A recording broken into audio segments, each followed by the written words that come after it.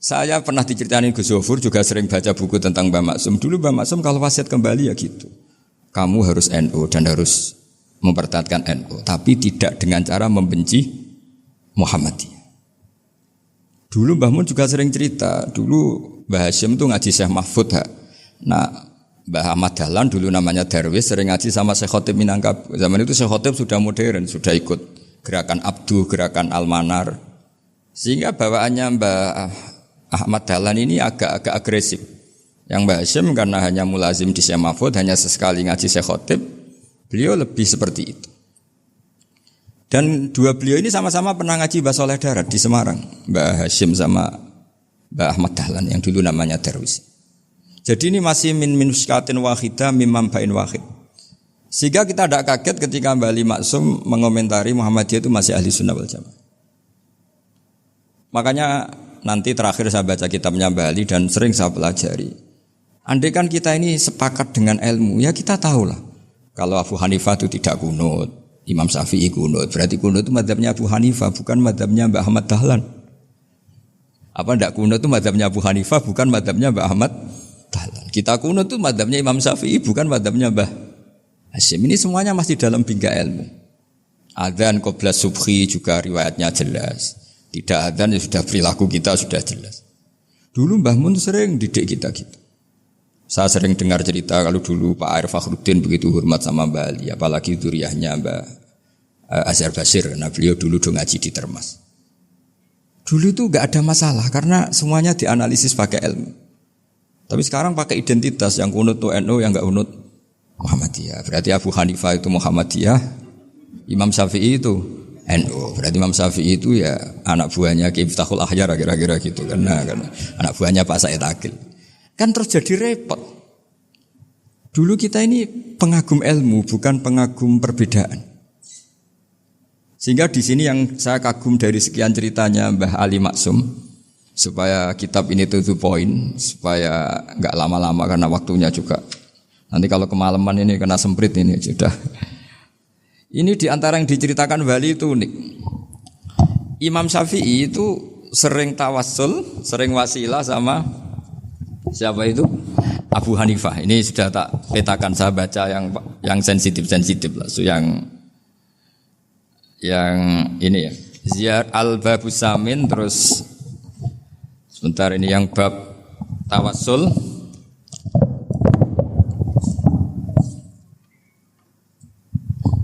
Di sini halaman 90, mungkin santri-santri kerap ya bisa ngecek lagi di kitab Hujjatul Ahli Sunnah. Ketika cerita tawassul, di antara yang diceritakan Mbah Ali Maksum adalah perilaku ya, bukan sekedar statement tapi apa? Perilaku. Perilakunya Imam Syafi'i atau ahwalnya kalau bahasa halusnya, yang selalu ke makamnya Abu Hanifah untuk tawassul. Padahal Imam Syafi'i itu orang yang secara ilmu sering kritik Abu Hanifah. Jadi ini saya baca ini di halaman 100, jadi tawassul mulai halaman 9 berapa ini sampai halaman ini yang qala sami'tu Syafi'iyya yaqul inni la atabarraku bi Abi Hanifah wa aji'u ila qabri fi kulli yaumin zairan fa idza uridat li hajatun shallaitu rak'atain, halaman 100, waji'tu wa sa'altu wa ta'ala al hajat indahu fama tab'udu anni hatta tuqda. Kanal Imam Syafi'i ayyama huwa bi Baghdad yatawassalu bil Imam Abi Hanifah yaji'u ila dorihi fayusallimu alaihi wa yatawassalu ila Allah bihi fi qada'i hajati. Terus wa yatawassalu Imam Ahmad bi Imamina Syafi'i. Jadi di antara yang diceritakan Mbah Ali Maksum itu betapa Imam Syafi'i yang terkenal sering mengkritik Abu Hanifah dalam tatanan fikih karena beliau tidak percaya ada istihsan. Abu Hanifah berpendapat adanya istihsan, dan kita tahulah ikhtilafu Syafi'i wa Abu Hanifah itu besar sekali. Tapi beliau itu tahu Abu Hanifah itu orang yang sangat soleh. Abu Hanifah itu kalau ketemu sama orang yang utang beliau itu yang lari bukan yang utang Abu Hanifah, karena takut orangnya itu izin. Jadi kalau ketemu yang utang di jalan itu yang sembunyi itu Abu Hanifah. Kenapa engkau sembunyi? Ada yang utang saya lewat, nanti orangnya malu. Jadi setingkat Rabi'ah Adawiyah itu beliau di rumah ada maling itu sembunyi. Ditanya kenapa engkau sembunyi? Malu, gak ada yang dimaling. Malu sama malingnya karena serumah itu gak ada barang yang layak dicolong itu. Itu Rabi'ah sampai dia sembunyi. Itu yang bisa niru itu Abu Hanifah. Jadi wali-wali besar ini ternyata saling menghormati dan saling tawassul. Nah saya berharap tawassul ini bukan sekedar perilaku sosial, tapi memang ada sanadnya. Sehingga terus diceritakan Bali di sini dulu istaqa Umar bil Abbas. Kata siapa tawassul harus dengan Rasulullah SAW? Dulu istaqa Umar bil Abbas. Sayyidina Umar itu tawassul istisqa dengan Sayyid Abbas. Padahal kita tahu Sayyid Abbas ini tidak nabi. Terus beliau cerita sampai Imam Syafi'i tawassul sama Abi Hanifah. Sehingga gak ada perdebatan itu kan Umar. Kalau Umar kan ada jaminan boleh diikuti karena beliau sahabat. Bali cerita tentang Imam Syafi'i yang tawassul dengan Abu Hanifah. Seargumentatif itu. Maka saran saya kepada alumni Kerapyak, santri-santri Kerapyak, karena saya hanya berani ngomong sama santri Kerapyak, sama mas saya hanya ada berani kalah sepuh. Itu tradisi keilmuan itu harus dijaga dengan hujjah dan dengan tadwin, dengan pembukuan.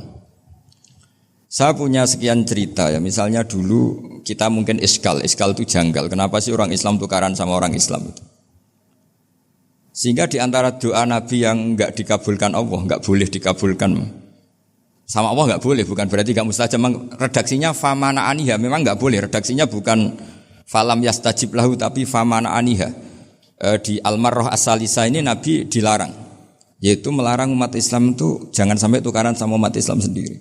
Itu kata Allah, ya tidak bisa kata Allah, kalau itu tidak saya kabulkan. Itu dulu guru-guru kita nyontohkan sederhana. Kira-kira kalau saya tukaran wek Gus Zofuru, Mbah Mun luwih ikhlas timbang ditukari wong liya. Nek ana kakak ditabuk adik, wong tua luwih ikhlas timbang ditabuk tangga. Barokahnya membaca kita lebih mentoleransi. Kalau ada Mbah Hashim dikritik Mbah Fakih Mas Kumambang, kita ikhlas itu. Tidak dikritik guru PAUD, itu kan. Atau dikritik orang-orang yang enggak bisa ngaji. Artinya ternyata keliru kita bilang kiai kok tukaran. Justru bagus kiai tukaran dibanding kiai dikritik guru PAUD atau dikritik orang-orang yang enggak bisa baca kitab. Akhirnya barokahnya baca kita menjadi tahu. Dulu Mbah Mun sering cerita, ini masih cerita silsilah ya. Jadi Mbah Ali Maksum tadi kita tahu di antara guru besarnya Mbah Ali Maksum tentu Mbah Mahfud Termas. Beliau adalah adik dari Kiai Mahfud Termas. Mbah Dimyati ini adik Kiai Mahfud Termas. Itu punya saudara namanya Abdur Razak, juga punya saudara namanya Dahlan. Itu yang membawa Thariqah Syadziliyah di Solo Raya yang sekarang alhamdulillah diteruskan Gus Wafi. Dulu di antara pesannya Mbah Mun ke saya, hak Wafi kandani kon ziarah ning Mbah Dimyati. Mergo Thariqah Syadziliyah dulu itu yang bawa keluarganya Mbah Dimyati. Jadi semuanya ini masih dzurriyyatan ba'duha min ba'd. Nah pesan saya karena tadi Mbah Munawir yang termasuk orang pertama yang bawa Quran, bawa qiraah Sabah. Kenapa saya bilang termasuk? Karena kalau bilang paling pertama ini nanti butuh data. Dan itu agak kerepotan lah. Tapi yang jelas mimman istahara lah. Mimman istahara yang membawa Sabah ke sini itu adalah Mbah Munawir. Terus beliau ngajarkan diantaranya ke Mbak Arwani, pakai kitab Satibi, pakai kitab Nazmus Satibi. Terus Nazmus Satibi itu diteruskan oleh Mbak Arwani, ditulis. Yang nulis dulu Mbak Dola Salam. Bapak saya itu murid Mbak Dola. Dulu Mbak Dola sebelum ke Mbak Arwani ngaji sama Ki Said di Sampang. Bapak saya sebelum ngaji di Mbak Dola sudah hafal Quran lewat buyut saya sendiri namanya Ki Zubaidi. Yang Ki Zubaidi akhirnya jadi menantunya Mbak Ahmad Su'eb. Jadi buyut saya kandung ini namanya Sofia, itu angsal keluarga Lasem yang adiknya Sofia ini punya adik Badi'ah yang jadi ibunya Ki Sahal. Terus Ki Sahal punya Mbak Yu namanya Muzayanah, punya di garwa Ki Mansur punya anak Gus Qayyum. Jadi dulu ibu saya, ibunya Gus Sofur, ibunya Pak Maftu itu semuanya di Lasem. Karena saya dari keluarga Gen ya Lasem, dari keluarga sanad guru ya Lasem. Tapi Lasem Bahdawi itu dulu ngajinya di Mbah Umar Harun di Sarang. Mbah Umar Harun ini menangi Sayyid Ahmad Zaini Dahlan. Sayyid Zaini Ahmad Zaini Dahlan ini punya cucu keempat yang hidup di Sedan, terus makamnya di Lasem, namanya Habib Haidar, itu yang nulis biografinya Mbah Maksum. Mbah Maksum bukan Bali, biografinya Mbah Maksum. Itu ditulis oleh Habib Haidar, namanya Haidar bin Hasan bin Sodaqah bin Ahmad Zaini Tahlan. Nah, Habib Haidar ini menantunya Sayyid Hamzah Sato. Hamzah Sato itu Hamzah bin Abdullah bin Umar, itu kakaknya Sayyid Abi Bakar Sato, Sohibul I'anah. Nah, Sayyid Umar ini yang dulu ngajari mbahnya Mbah Mun namanya Ahmad bin Su'aib. Nah, di antara ajarannya adalah baca kitab-kitab kecil yang bisa dihafal. Dibawalah ke sarang jadi metode muhafadzah.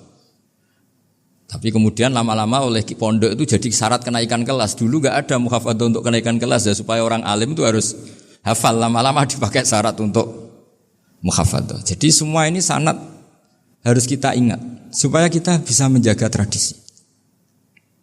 Termasuk tradisi ini kiai seneng jagungan, terus ngomong ra penting.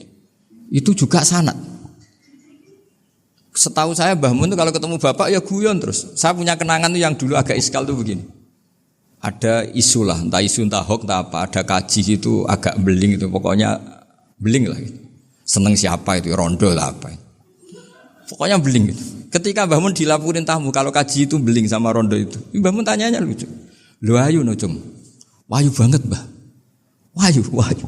Itu bapak juga bakas ayu nih. Dulu saya sekali ini kiai kok bakas wong ayu, bakas bodine barang lah kira-kira gitu. Tapi setelah saya tambah alim, tambah ngerti itu, kata bapak gini, ya apik bakas ayu hak, timbang iyakno malah qauzaf. Ternyata seni. Sekali Mbah Mun atau bapak bilang, kaji kok zina, kaji, maka larinya ke qauzaf. Maka menghindari bahasa menuduh, ngomong yang enggak penting. Lho ayu no. Jadi kiai dulu tuh orang sok suci tapi menghindari hal-hal yang jadi punya seni untuk ngelola kehidupan.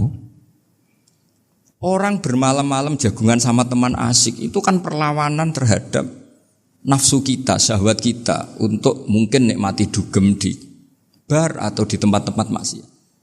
Itu setan di Indonesia tuh kakuati sama Kiai Jawa. Orang supaya tidak tertarik maksiat itu Kiai Jawa cukup ketemu kancane masak terong guyon, gejol-gejolokan zaman mondok, sewengi lulus sangka maksiat. Bar wis tutup.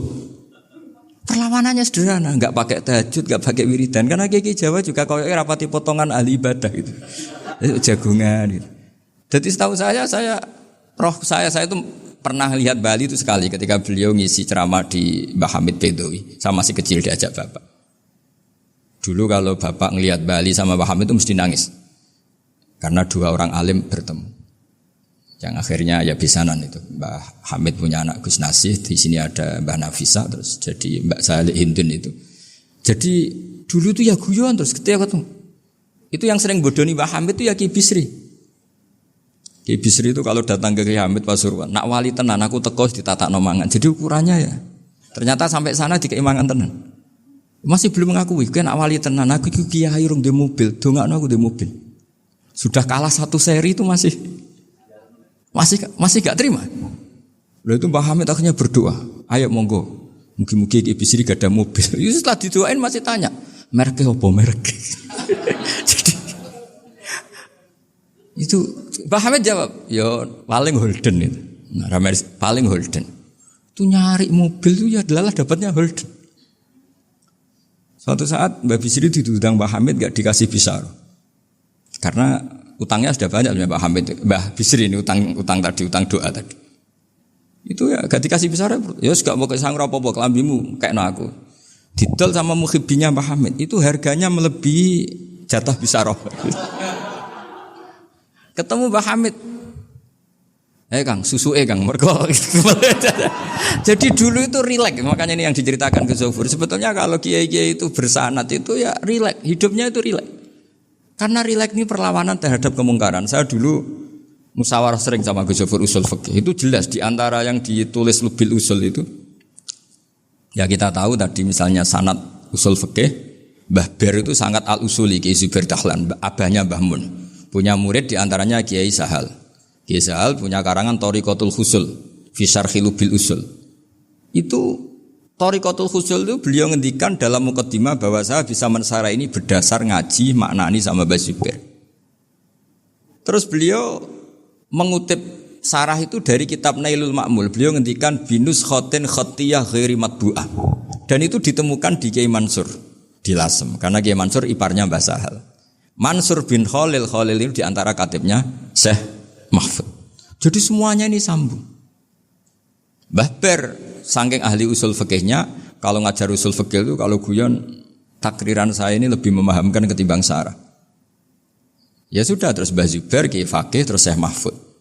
Di sini Syekh Mahfud termasuk orang yang dekat Mbah Munawir sampai putrane Mbah Mahfud namanya Gus Muhammad dibawa Mbah Munawir, kemudian mondok di Termas diantaranya, terus dinikah jadi menantunya kalau nggak salah Haji Taslim di Betengan, kemudian sekarang juriannya Mbah Mahfud di Betengan. Ini nggak boleh hilang secara seperti itu. Diantara di usul fikih diterangkan, ketika diantara 5 hukum itu ada yang bernama mubah.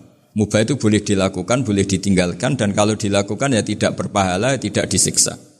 Itu ada ulama yang protes. Protes nggak bisa seperti itu. Itsma min mubahin ila wa tahaqqaqu bihi tarku haramimma. Fa'il zamu minas sukun tarkul qatli wa minas sukut tarkul qadaf. Tidak bisa, mubah itu tidak ada. Kalau kiai jagungan semalaman, itu Allah ngitungnya itu hada taroka dugem, wahada taroka delok dangdut, wahada taroka kada wakada. Itu luar biasa. Dan kita ngikuti yang seperti itu saja. Gak usah tahajud, gak usah witir telulas, kaya ora kuat timbang gremeng. Sewengi jagungan, setan ngenteni kita tergoda maksiat, ternyata maksiatnya sampai tutup, kiainya masih apa? Jagungan. Jadi jagungan saja ada ilmunya bahwa itu perlawanan terhadap tarkul ma'asi. Sehingga bagaimana Anda katakan mubah ini mubah, toh gunanya adalah tarkul haram. Meskipun efek mubah juga bisa tarkul wajib, wae bojo blonjo turu. Karena wae ngrumati ibuke turu.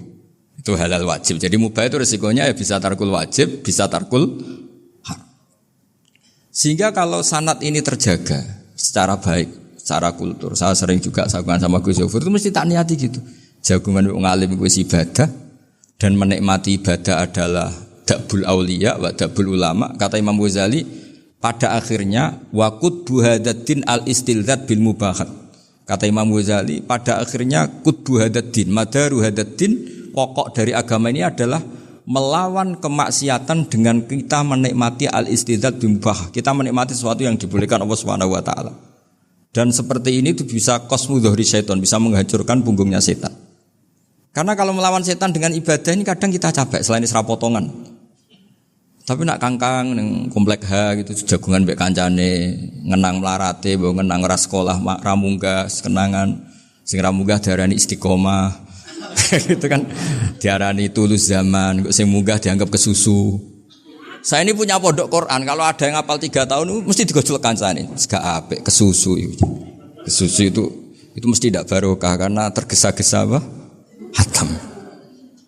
Sehingga yang enggak hatam-hatam itu kayak partai mayoritas. Ini yang partai tulis zaman katanya. Ahli sobri katanya. Akhirnya di pondok gara-gara itu mau guyon tapi enggak ada stigmasi yang enggak naik. Di Pondok Sarang itu saya punya teman itu banyak yang sekelas dengan saya, sekelas sama Gus Kamil, akhirnya sekelas dengan Gus Sofur. Padahal saya ini kakak kelas. Saya temannya Gus Kamil, temannya Gus Sofur. Ini anak ini nggak pernah naik, itu nggak dinyek, nggak dicibir di pondok. Karena guyonan tadi, guyonan bahwa ini bagian dari bentuk apa? Istiqomah. Nanti yang goblok juga tenang. Karena kiainya cerita, kadang santri goblok ya barokah. Di sini pondok akeh santri ora tau sinau ning omah dadi kiai gede. Selalu kiainya tuh cerita seperti itu. Akhirnya sing goblok ya bangga dengan kegoblokannya. Iya, jadi kiai itu orang yang meskipun guyon ini barokahnya Masya Allah. Dan setahu saya kiai-kiai alim itu ya senengannya guyon. Karena tadi guyon itu luar biasa. Bapak saya itu kalau pesan sama saya itu enak ngaji wis guyon nice. Wong ning omah mikir utang, mikir wedi bojo macam-macam kok ngaji mbok jak nangis pisan, nangis ping pindho gitu. Sudah jak guyon ae. Paling gak lali gitu. Dan beliau punya dalil kul bi fadlillah bi rahmati fa bidzalika falyafrah. Jadi jangan sampai orang ini farah bil maksiyat, jangan sampai orang itu. Dan ini yang saya kenang dari sekian cerita murid Bali. Mbah Ali Maksum ya senangane guyon. Gojol-gojolkan mbek santri guyon. Ini saya maklumatkan ke semua santri beliau bahwa ini bukan sekedar guyon. Tapi al-istilzat bil mubahat. Ini adalah perlawanan terhadap setan karena banyak orang bisa senang tuh kalau nunggu maksiat. Ini bisa senang dengan sesuatu yang tidak maksiat. Itu kayak apa hebatnya? Makanya Nabi itu kalau ketemu sahabat ya sering ngendikan yang ringan-ringan. Ya Umar ma'afalan duher jong mano piye ije. Kalau ketemu anak kecil ya. Nanti ketemu yang tua-tua yang sudah enggak bisa mikir ya tetap riang. Sehingga ada cerita dalam sebuah tafsir. Ya saya ulang lagi, ada cerita di sebuah tafsir. Kenapa Nabi Musa ditanya Allah wa matilka biyaminika ya Musa. Ma'ana wa ta'ala a'lam. Tentu Allah sangat tahu yang dibawa Musa itu apa. Karena Allah tahu Nabi Musa itu grogi. Orang dipanggil Wali Maksum pasti grogi. Santri dipanggil Mbah Mun pasti grogi. Kenangan saya setiap dipanggil Mbah Mun ya mesti tanya. Yang ringan-ringan. Wis sarapan ha. Arung sarapan ya sarapan. Pas sarapan ya kan tanduk mangan sing enak wong santri ora tau mangan enak. Ya enggak pernah ngomong yang penting, ngendikan yang penting. Nah, karena Nabi Musa ini grogi, ini sebagian tafsir. Itu ditanya yang ringan, "Sake iku nggawa apa?" Karena pertanyaannya ringan, Nabi Musa juga ringan. Ya Nabi Musa itu sampai lali iku pangeran sing ya'lamu sirra wa akhfa. Diterangno. Niki tongkat Gusti. Gunane kathah Gusti tongkat iki. Qala ya asaya atawakkau 'alaiha wa ahusyu biha 'ala ghanami wal ya fiha ma'arifu ukhra. Oh, tongkat Gusti niki penting Gusti. Nggih nak. Nggih macam-macam lah Gusti. Atawakkau 'alaiha wa ahusyu biha 'ala ghanami kangge menghalokan. Masih terangno terakhir dan yang lain-lain Gusti. Wal ya fiha ma'arifu ukhra. Sehingga akhirnya rileks. Karena Nabi Musa terus ngerti. Ternyata ketemu pangeran itu enggak seserem yang saya bayangkan gitu. Pertanyaannya ringan. Itu ada ilmunya. Tapi cerita ini yang versi tafsir ini tidak yang seperti di Manaqibul Ghazali. Di beberapa kitab tentang Manaqibul Ghazali diceritakan di alam roh Nabi Muhammad sallallahu alaihi wasallam itu yubahi bi ummati. Saking yubahinya sampai ngendikan ulama ummati ka anbiya Bani Israil. Ulama umatku itu pinternya atau statusnya itu mirip-mirip lah. Kaf itu ya mirip-mirip lah, mirip-mirip kayak ulamanya nabinya Bani Israil. Akhirnya Nabi Musa itu tersinggung sekali. Bagaimana mungkin ulama disamakan dengan apa? Nabi. Sehebat-hebatnya ulama itu kan tidak akan yabluhu darajatan nubuwah atau yartaqi ila darajatin nubuwah. Itu akhirnya ya kalau kamu nggak percaya panggil. Yang dipanggil Imam Ghazali. Ya Nabi Muhammad juga nggak mau kalah itu. Kalau manggil ulama RT ya kalah keok gitu. Akhirnya Imam Ghazali datang. Ditanya sama Musa, "Mas muka, nama kamu siapa?" Ana Muhammad bin Muhammad Al-Ghazali At-Tusi Asy-Syafi'i. Itu disebut panjang. Terus Nabi Musa guyu-guyu.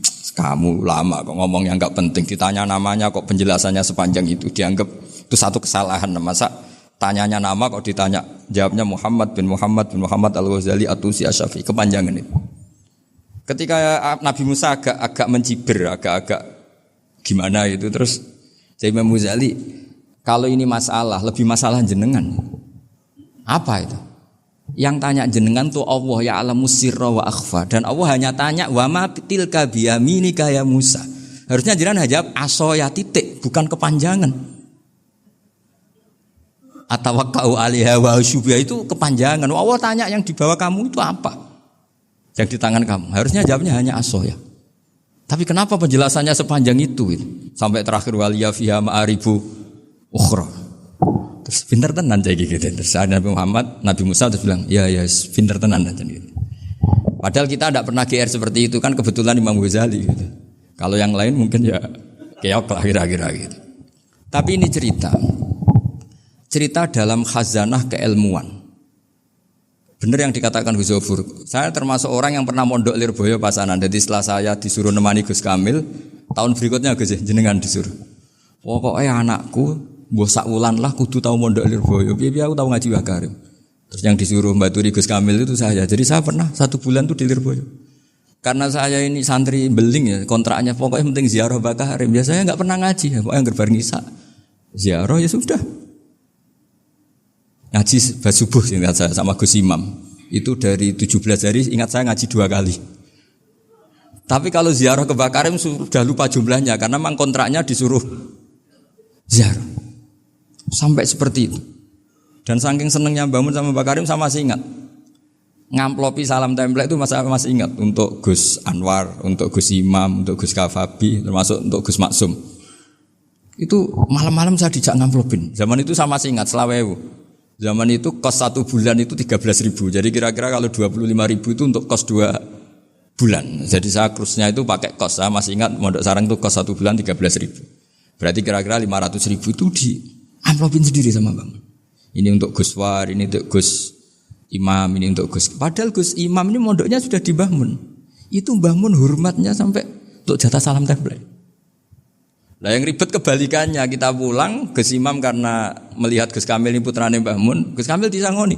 Saya juga disangoni karena Gus Imam dulu ngaji juga sama Pak D saya, sama keluarga saya. Itu kata Gus Kamil setelah keluar, mau agak muni gua abal, boten berarti gua aku. Karena ini penting, ini kalau sampai dianggap tukar guling, ribet deh. Jadi ditakwil sendirilah, mau gak muni gua abal ya, boten yes berarti halal.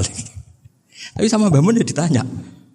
Ditanyanya bukan apa-apa karena untuk meneruskan tradisi bahwa kalau kiai ketemu itu ya saling memberi hadiah, saling itu sudah faqaddimu baina adena juakum apa? Sedekah. Sehingga ketika Krapyak ini punya Bali Maksum alim alama, kemudian melahirkan murid-murid yang juga ipar kayak Mbah Warsun bisa ngarang apa Kamus Al-Munawwir, Pak Bik juga punya karangan Kamus Al-Mu'asir. Saya itu punya semua. Karena ini adalah buah dari bahwa kita ini tidak kalah sama produk-produk yang di sana. Bahwa produk di kita ini sudah cukup untuk mengantarkan orang menjadi alim alama. Dulu Mbah Zubair ke Mekah ya sudah alim alama. Gus Zufur ke Al-Azhar sudah alim semua. Teman-teman kita ke Mekah itu sudah alim semua. Padahal produk mondoknya ya tadi mau digojlok kiai ini terus mangkel be keamanan biasanya itu. Biasanya musuh besar pondok itu keamanan. Jadi ya bukan berarti gojlok ibunya Gus Maftuh enggak, biasanya keamanan itu musuhnya apa? Banyak. Jadi cerita-cerita saya mohon sekali murid-murid Krapyak jangan hanya ngaji fikih. Kalau hanya ngaji fikih itu posisi Abu Hanifah itu seakan-akan nyuwun sewu orang yang sangat tidak ahli hadis. Karena beliau di situ kelihatan kalah sekali dengan Imam Syafi'i. Apalagi di perdebatannya Muhammad bin Hasan Asy-Syaibani dengan Imam Syafi'i itu kelihatan sekali betapa Abu Hanifah itu orang yang nyuwun sewu ditinggalkan dalam ilmu hadis. Sampai beliau hanya dapat gelar min ulama ahli ra'yi, termasuk ulama yang kuat logikanya.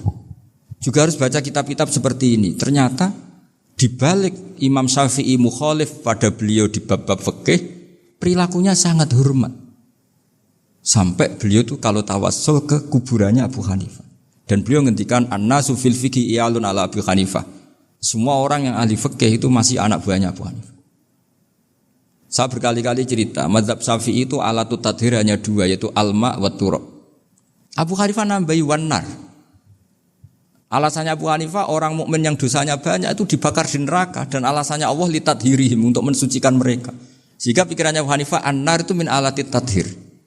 Apa yang terjadi ketika bata itu batu bata yang dibakar di situ campur teledong campur apa-apa itu kalau sudah mazhab Abu Hanifah selesai sudah suci karena sudah ngelewatin pembakaran. Meskipun kita tidak akan kalau kehilangan air terus wudu dengan api, bisa punya semua itu. Tapi apapun itu menjadi solusi. Sehingga saya punya kitab namanya Ikhtilafu Malik, Ikhtilafu Malik wa Abu Hanifah atau Ikhtilafu Syafi'i ma Abu Hanifah. Itu kelihatan sekali kalau Abu Hanifah itu nyuruh saya posisinya kalah. Karena yang ngarang orang-orang Syafi'i. Tapi kalau melihat kitab-kitab kewalian, misalnya di kitab Mizan Kubro ini juga sering disebut kisah itu Bali Maksum tentang Imam Sa'roni. Berkali-kali beliau mengutip Mizan Kubro. Itu Abu Hanifah adalah orang yang sangat mukasyafah. Artinya ketika Nabi cerita air wudu itu menjatuhkan dosa, tidak ada air wudu yang jatuh ke kamu kecuali saat itu juga dosa kamu jatuh. Itu beliau datang ke Madharota Kufah. Kemudian beliau bilang sama si orang tua tadi, tub anizina. Orangnya terus bilang atubu minazina. Ada lagi pemuda datang dibilangin tub an ukuki walideka. Terus bilang tub tu an ukuki walidayya. Sampai yang terakhir ada tub an simai alatilahwi atau an samai alatilahwi. Terus tub tu an samai. Ketika orang itu ditanya, kenapa engkau begitu tahu dosanya apa? Saya tahu air wudhu ini menjatuhkan apa. Jadi kira-kira kalau zina mungkin ya batang babi lah. Kalau hanya sekedar melihat bak-bak mungkin ya curut atau tikus lah kira-kira gitu. Nak dulu sediluk ya mungkin ya tikus cilik gitu. Nak dulu suwi ya tikus werok itu atau apalah. Pokoknya beliau itu tahu. Tapi anehnya Abu Hanifah apa? Setelah itu dia nangis minta mukasafahnya ditutup. Ya Allah, saya ini mukasafah kok malah menjadi tahu sawatil mukmin. Padahal aturan syariat jenengan man satara musliman satarahu, bahwa enggak baik melihat jeleknya orang mukmin. Minta ditutup. Makanya saya ini bangga ada mukasafah. Makom yang kita sampai sekarang itu makom setelah Abu Hanifah mukasafah. Jadi Abu Hanifah repot-repot mukasafah, minta makomnya ditutup tidak menjadi mukasafah. Dan alhamdulillah kita sudah tidak mukasafah sebelum minta ditutup. Jadi kita ini keren.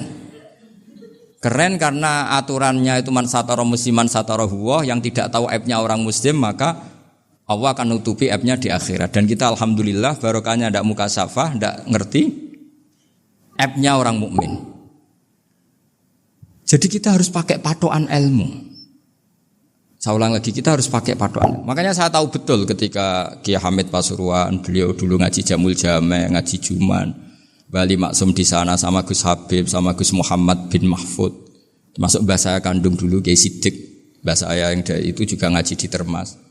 Bapak saya dulu Kiai Nur Salim ngaji di Buyut Baiti.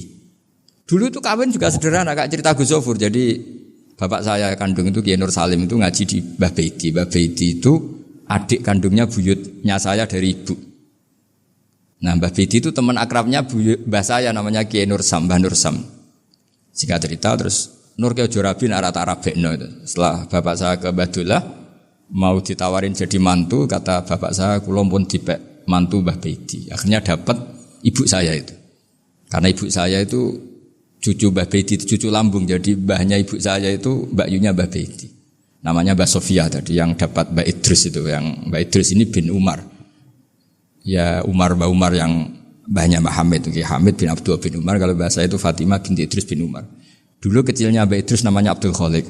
Kalau kecilnya Mbak Hamid namanya Abdul Mukti.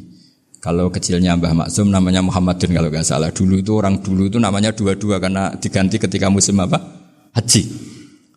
Jadi ini terjaga. Sehingga tidak ada ceritanya kiai-kiai yang jagongan kemudian santrinya itu yang agak-agak khawatir. Kiai kok sungi-sungi jagongan, gak tahajud, gak duha, itu tidak ada seperti. Karena ini dianggap fi'lul mubahat untuk melawan mungkarat. Jadi sehingga di kitab Ikhya diterangkan, kamu jangan ngira orang-orang soleh ketika jagongan itu min ahlil bitolah wa takasur. Itu orang-orang yang pemalas itu enggak. Tapi mereka bisa mengasyiki Allah. Bahwa dalam jagongan ketemu teman ya asik, gejol-gejolkan sama Pak Maftuh ya asik. Dan keasikan ini bentuk perlawanan terhadap keasikan harus dengan maksiat. Itu kayak apa kalau kita ngaji sampai seperti itu. Termasuk tadi yang diceritakan Pak Maftuh kitab Hunyah. Semoga beliau cerita juga pernah belajar. Saya pernah belajar kitab Hunyah khatam. Itu diantara yang diceritakan Syabdul Qadir Al-Jilani tadi kata beliau Al-Jilani dipakai Jim Al-Jilani. Ini agak beda dengan kita. Mbah Zubair itu punya kitab namanya Al-Qalaid Al-Luluyah. Beliau menfatwakan nama-nama ajam itu kamu bebas. Ajamiyun fasna bihi masyita. Sehingga kita kalau punya kiai harus mau cokolal ustukhri. Sehingga mau cokolal istukhri. Tirmidzi juga nasibnya sama. Qolat rawahut Tirmidziyu. Sehingga rawahut Turmudziyu. Yang satu rawahut Tarmidziyu. Ya karena kita keluarganya Tarmidzi apa enggak gitu. Makanya kata Mbah Mun saya masih ingat. Kata cerita Gus Zofur tadi, adabnya Gus Zofur itu cerita tentang keluarga ibunya. Padahal keluarga ibunya juga orang-orang soleh yang luar biasa. Itu kata Mbah Mun, kowe roh jenenge Imam Bukhari tahu ya. Jenenge sapa? Saya nyebut Muhammad bin Ismail bin Ibrahim bin Muhirah bin Bardasbah. Lah iya Bardasbah mbok waca Bardisbah yo. Lah cara kene mbok Parmin mbok Parlan. Jadi Bardisbah mbok Bardasbah iku cara kene yo Parmin mbok. Iku rak Mbah Fadl Senori dadi kabeh diwaca Arab. Jenenge Mbah Umar Harun. Dhisik yo wong sarang Mbah Harun mbok Kirun yo ora roh wong dhisik yo wong kuno ya. Jadi kalau versi Mbah Fadl termasuk yang pertama bikin nasab Mbah Maksum itu tulisannya Mbah Fadl yang dikutip Habib Haidar tadi. Ya saya seperti Gus Zofur juga mencari-cari hubungan ulama-ulama di Jawa. Itu Mbah Mun kalau bicara mbahku ono sing jenenge Kiai Serut. Kalau ditulisannya Mbah Fadl itu Syaraf. Jadi Mbah Fadl itu fanatik orang-orang alim itu ditulis Arab, kalau Mbah Mun itu Jawa. Dulu tuh ada wali seto di daerah saya. Dulu orang ya janggal, ternyata Ada sato itu kesamaan di Arabnya itu sato. Sehingga kiai-kiai itu ada fanatik Tirmidzi, Turmudi, Tarmidi, Jilani, Jailani karena ajamiyun fasna fihi masita. Jadi kalau nama-nama ajam wis monggo lah baca sekenanya sementing cuma mungkin tahqiqnya benar Pak Maftuh tadi memang di Mu'jamul Buldan itu Al-Jilani bikasri jim ya sudah kita baca Al-Jilani. Sebab itu kayak Pondok Pelosok Lirboyo itu menurut saya bagus. Orang itu maknani betul sama gurunya. Kalau Sarang enggak. Kalau Pondok Lirboyo, pondok yang tadi ternyata keluarga Mbah Munawir sini pernah bisanan yaitu Mbah Zaini pernah nikah sama Nyai Komariah ya kalau enggak salah, punya putra Gus Habib ya, Pak Toha dan sebagainya. Itu betapa hubungan pondok Quran sama pondok kitab dulu itu enggak pernah terputus. Bapak saya selapal Quran itu dulu ngaji Mbah Zubair. Jadi bapak saya sering ngutip mu'en apa. Padahal bapak saya itu terkenal tuh. Beliau cita-citanya itu saya ingin hafal Quran kayak hafal Fatihah. Beliau itu sampai sepulahnya sekali. Karena beliau inginnya hafal Quran kayak hafal Fatihah. Termasuk murid terbaiknya Mbah Dullah bapak saya. Itu ya ngaji kitab. Sehingga kata Mbah Mun, jadi Mbah Munawir de mantu Bali Maksum. Itu ya sudah dipenggali. Sudah dipenggali dituruti pangeran. Lahirlah seorang Bali Maksum yang membawa. Jadi dulu itu ya Gus Muhammad yang ngaji di Termas, nanti Mbak Arwani sebelum ngaji di sini ngaji di Tebu Ireng. Sehingga Mbak Arwani bisa ngarang kitab. Beliau ngarang kitab tentang Sab'ah. Faidul Barokat namanya. Ya nulisnya ya fasih ya. Saya punya tulisan tangannya Mbak Arwani itu banyak. Saya juga punya tulisan tangannya Mbak Hasyim Asy'ari ketika nyurati buyut saya yang di Damaran itu pakai bahasa Arab. Jadi dulu itu Mbah Ali Maksum juga sama, surat-suratannya dulu sama tokoh-tokoh Muhammadiyah ya bahasa Arab.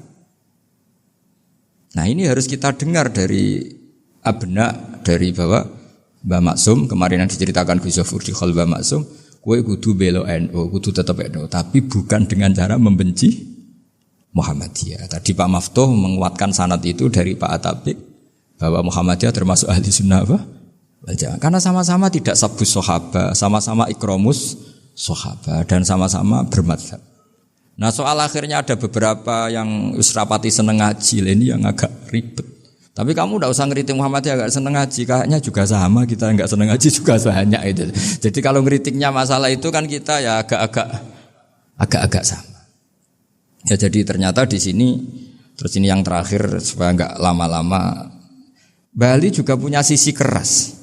Keras sekali, jadi dalam hal-hal yang khas. Ini di halaman 87. Itu keras sekali. Beliau ngendikan wahal bi jununun hatta usdira amri lil mu'minin alla yazuru rasulahum.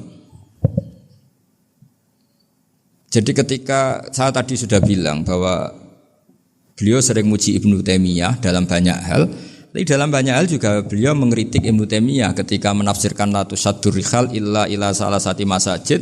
Kemudian Ibnu Taimiyah tidak mentasrekkan, tidak mensunatkan ziarah kubur Rasulullah sallallahu alaihi wasallam. Beliau mengkritik.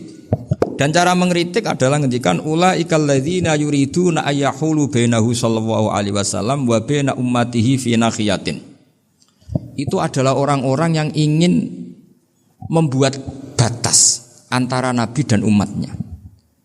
Saya termasuk terinspirasi makalah Bali ini adalah bagaimana Anda mengkafirkan orang Islam berdasar qala Rasulullah sallallahu alaihi wasallam.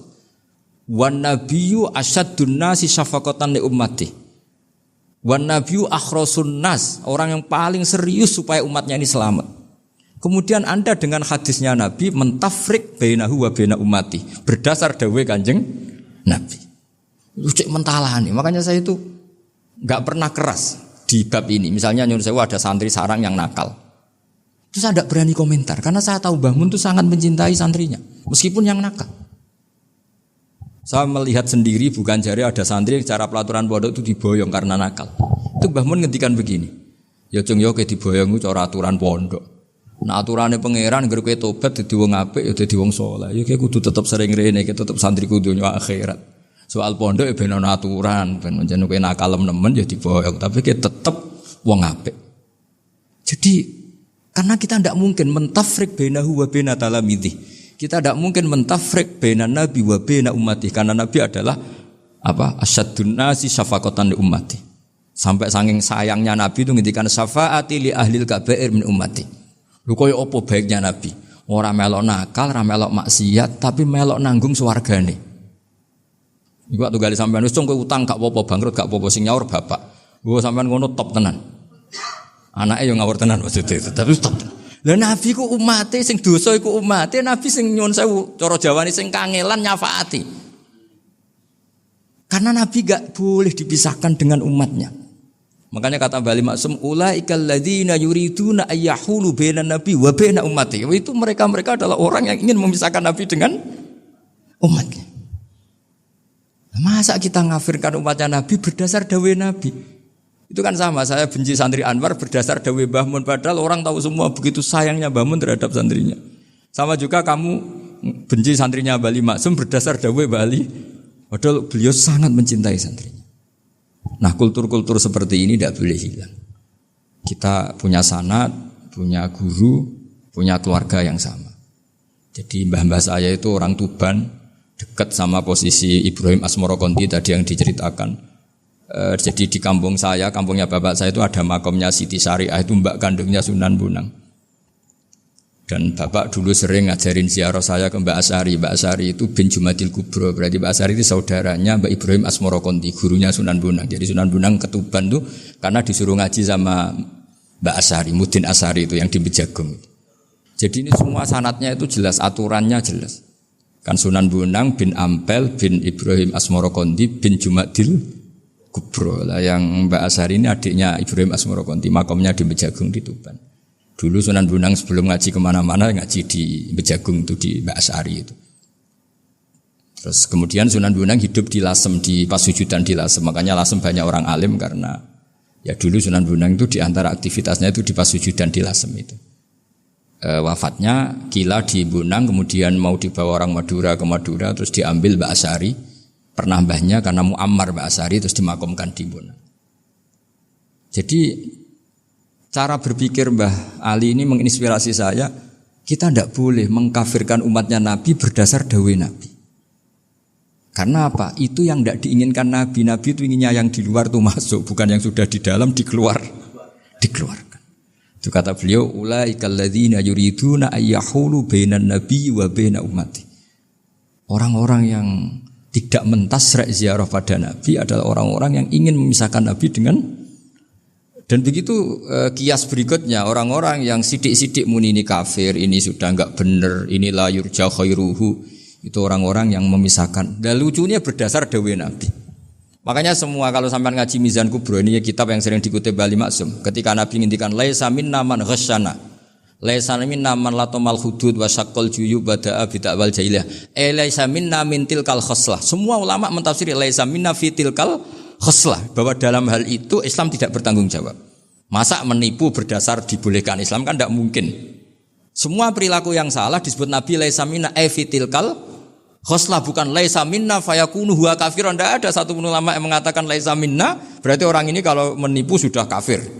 Ketika dosa ya sak dunya kafir kabeh. Siapa enggak pernah menipu?